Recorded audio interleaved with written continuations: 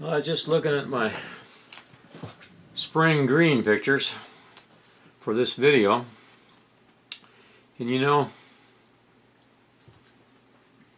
not every time you go out you get the picture that you hope for. And sometimes you got to go out and you got to go out and you got to go out until you do get the picture you hope for. And that's the way it was with spring green this year. We went out on 5 different occasions over a 10-day period to try to get the picture that we really wanted to get.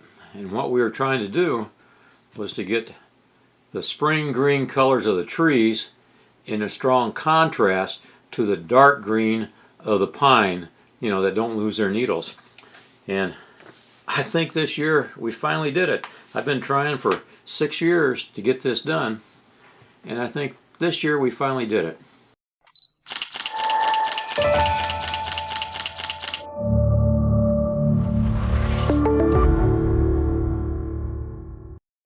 So you've seen, if you watched our last video, you've seen day 1, 2, 3, and 4, and I never did really get the picture I wanted to.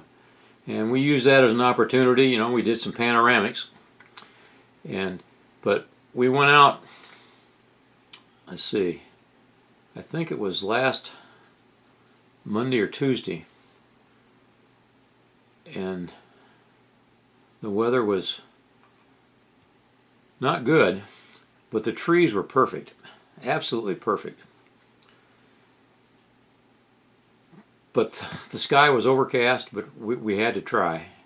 And so we went back up to the lookout over Lake Lago and tried to get the pictures.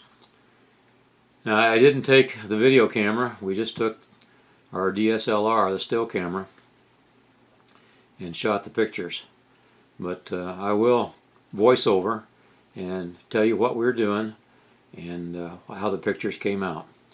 So sit back and I'll walk you through it, and you'll see the as the sky changed. In fact, I'll explain this later, but we did do some pictures, and then we got frustrated, left, and then came back on the same day. So yeah, it was quite an effort. And so anyway, let's get to the pictures, and we'll just see what we got here. All right. All right. This first group's of pictures. You've noticed the skies are cloudy, completely overcast. There's no break in the clouds, and as a result of that, the camera's not seeing what I'm seeing as I'm looking at the hill over there. You know, we need some sunshine is what we really need, and we're just not getting it. And we waited and we waited and we waited, and I took some pictures. So you're looking at them, but the sun never did peek through. Of course, we're just getting more and more frustrated as we go. But the contrast, you know, here we got a little lighting in the clouds, and you can see a little better of the contrast. But the contrast between the light clouds, or between the light trees and the dark pine trees, it just wasn't there. And so what we're actually doing, we're getting ready to pack up and leave, and that's just exactly what we did. And we didn't get 2 miles away, and we got down to the Cortez Dam, and lo and behold, we couldn't see it up on the lookout, but lo and behold, the sky is starting to break up. I jumped out of the car and I shot this picture, handheld, and it was just really a neat shot. So we drove back up to the lookout, and the sky started opening up, but just small breaks in the clouds, and we kept trying and trying. Here, as I took the picture, the sun went behind a cloud. You can see it over there on the mountain, and we lost some of the contrast. We lost some of the definition. So we waited and waited, and I kept snapping pictures and snapping pictures.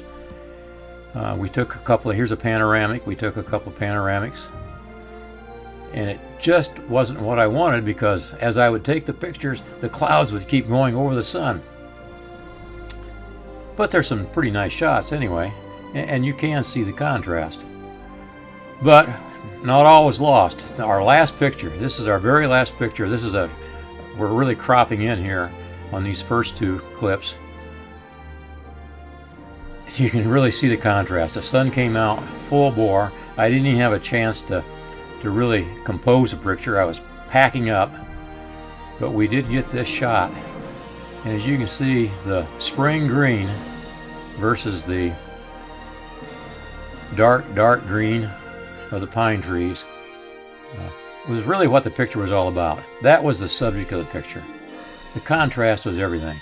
And this last shot with the mountain in the background, I think just exemplifies what spring green is truly all about. So, well, that was spring green, and I hope you enjoyed it.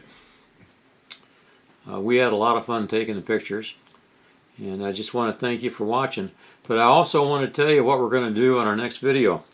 I'm going to start a 10-week series on how to take better pictures as an amateur.